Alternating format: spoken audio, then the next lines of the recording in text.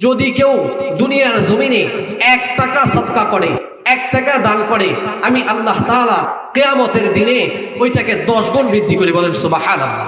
যদি কেউ দান করে, সর্বপ্রথম লাভ আল্লাহ তাআলা দুনিয়ার মধ্যে তার হায়াত বৃদ্ধি করে দেয়। বলেন সুবহানাল্লাহ। as-সাদকাতু তারাদ্দুল বালা, অর্থাৎ যখন আল্লাহর রাস্তায় সদকা করা হয় তখন আল্লাহ তাআলা মানুষের বিপদ আপদ দূর করে দেয়। বলেন না সুবহানাল্লাহ। সদকা করতে রাজি আছেন তো? দান করতে রাজি আছেন তো? হ্যাঁ, পারবেন তো ইনশাআল্লাহ। আল্লাহ রাসূল সাল্লাল্লাহু আলাইহি ওয়াসাল্লামের সবথেকে মহব্বতের কিছু মানুষ ছিল, তার মধ্যে একজন মহব্বতের ছিল। কে বলেন তো? বলেন না, একটু কথা বলেন।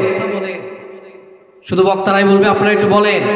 রাসূল সাল্লাল্লাহু আলাইহি ওয়াসাল্লামের মহব্বতের সবথেকে কাছের মহব্বতের আদরের দুলালি নাম কি? বলেন না, বলেন বলেন। ফাতেমা। ভুলে গেলে চলবে না। আল্লাহ রাসূল সাল্লাল্লাহু আলাইহি ওয়াসাল্লামের সবথেকে কাছের এবং মহব্বতের রাসূল সাল্লাল্লাহু আলাইহি ওয়াসাল্লামের জীবনের একটা টুকরা ছিল, অংশ ছিল, তার নাম হলো ফাতেমা রাদিয়াল্লাহু তাআলা আনহা। চিনেন তো? ফাতেমা রাদিয়াল্লাহু তাআলা আনহা অসুস্থ হয়ে গেছেন। আলী কাররামাল্লাহু ওয়াজহাকে বলছে, আলী, ওগো আমার প্রিয় স্বামী, আমি তো অসুস্থ, তাহলে আমার জন্য একটু ব্যবস্থা করেন, আমার জ্বর হয়েছে, আমার আনার খাইতে খুব মনে চায়।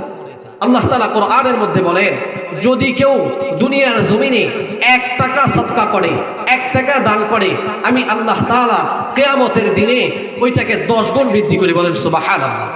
সূরা বাকারার মধ্যে একটা আয়াত আছে, আল্লাহ তাআলা বলছে, যদি কেউ আল্লাহর রাস্তায় 1 টাকা দান করে, ওই 1 টাকা হলো এরকম একটা গাছ বপন করলো, আর ওই গাছের 2টা ডাল বের হলো, অথবা 7টা ডাল বের হলো, আর ওই 7টা ডালেই 10টা করে আবার ফল ধরলো। আল্লাহ তাআলা বলেন, 1 টাকা সদকা করলে ওয়ালার দানকে 70 গুণ বৃদ্ধি করা হয়। বলেন সুবহানাল্লাহ। আলী রাদিয়াল্লাহু তাআলা আনহু, হযরত ফাতেমা রাদিয়াল্লাহু তাআলা আনহা বলেন, ওগো আমার প্রিয় স্বামী, আমি খুব অসুস্থ, আমার আনার খাইতে মনে চায়, যদি আমি আনার খাই তাহলে আমার জ্বরটা ভালো হয়ে যাবে। আলী কাররামাল্লাহু ওয়াজহা বলছে, ঠিক আছে, আমি বুঝতে পারছি, তোমার জন্য আনার নেওয়ার জন্য আমি বাজারে যাই। সংক্ষিপ্তভাবে আমি এই ঘটনা বলেই শেষ করে দিব, আপনারা দিলের কানে শোনেন। প্রিয় মা ও বোনেরা, আল্লাহ তাআলার রাস্তায় যদি কেউ 1 টাকা দান করে, তাকে 3টা বড় বড় নিয়ামত দান করে। বলেন সুবহানাল্লাহ। প্রথম নাম্বার, আচ্ছা, লাভ ছাড়া কেউ কি কাজ করে? বলেন, লাভ ছাড়া কেউ কাজ করে? প্রত্যেকটা কাজে আমরা লাভ চাই। এই মাহফিলের একটা লাভ আছে, উদ্দেশ্য আছে না নাই? বলেন, এমনি তো আর করে নাই, উদ্দেশ্য নিয়ে করছে। তাহলে আমরা যে দান করব বা দান হবে, এটার তো একটা উদ্দেশ্য থাকতে হবে। কি বলেন? আল্লাহ তাআলা বলে, যদি কেউ দান করে, সর্বপ্রথম লাভ আল্লাহ তাআলা দুনিয়ার মধ্যে তার হায়াত বৃদ্ধি করে দেয়। বলেন সুবহানাল্লাহ। সর্বপ্রথম হায়াত বৃদ্ধি করবে, যেটার জন্য সবাই হাহাকার করি। মারা গেছে, মারা যাবে, অসুস্থ, তারপরে ছেলে গেছে, জবান দিয়ে কথা ফুটছে, ছেলেরা বলে, বাবা রে, হাতে পায়ে ধরে আর একটু ভালো করে চিকিৎসা করো, আর কিছুদিন বাঁচতে চাই। কথা বলেন, বলে কি বলে না?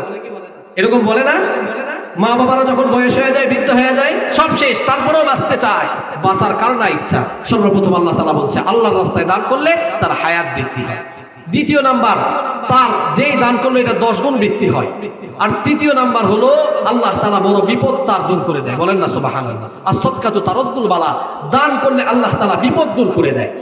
এই 3টা, প্রথম নাম্বার হায়াত, দ্বিতীয় নাম্বার রিজিক বৃদ্ধি এবং 10 গুণ বৃদ্ধি, অথবা তৃতীয় নাম্বার তার বড় বিপদ পার করে দেয়। ফাতেমা অসুস্থ, ফাতেমা রাদিয়াল্লাহু তাআলা আনহা অসুস্থ।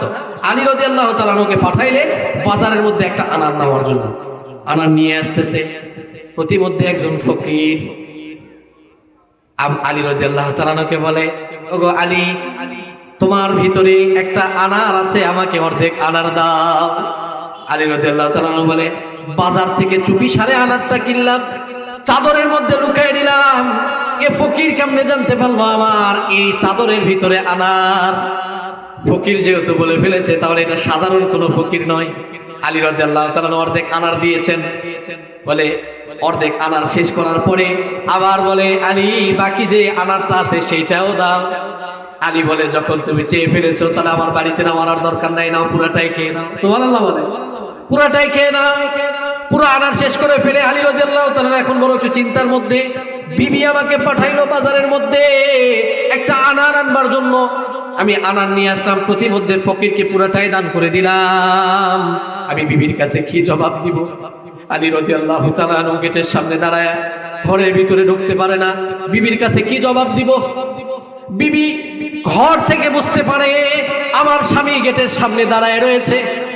বিবি দরজা খুলে দিয়ে বলে, ও আমার প্যারে স্বামী আলী, তুমি কেন বাহিরে দাঁড়ায় আসো, ঘরে আসো, তুমি মনে হয় বাজারে আনার পাও নাই। ফাতেমার কথা শুনে আলী রাদিয়াল্লাহু তাআলা চোখের পানি ফেলে দিয়ে বলে, বিবি আমি আনার পেয়েছিলাম, রাস্তার মধ্যে একজন ফকিরের দেখা হয়েছে, পুরোটা দিয়ে দিয়েছি। ফাতেমা বলে, তুমি যেহেতু আল্লাহর রাস্তায় দান করেছো, আমি ফাতেমা সুস্থ হয়ে গেছি। বলেন না সুবহানাল্লাহ।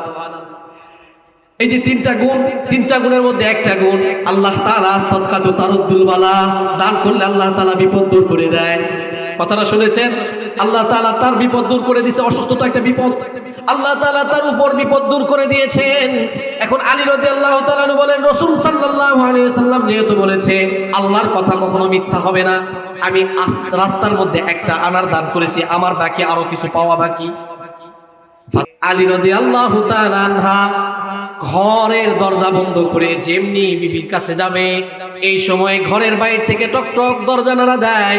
আলীকে বলে, আলী তাড়াতাড়ি দরজা খোলো, আমার মাথা ফেটে যায়। সুবহানাল্লাহ। আলীকে বলছে, আলী তাড়াতাড়ি দরজা খোলো, আমার মাথাটা ফেটে যায়।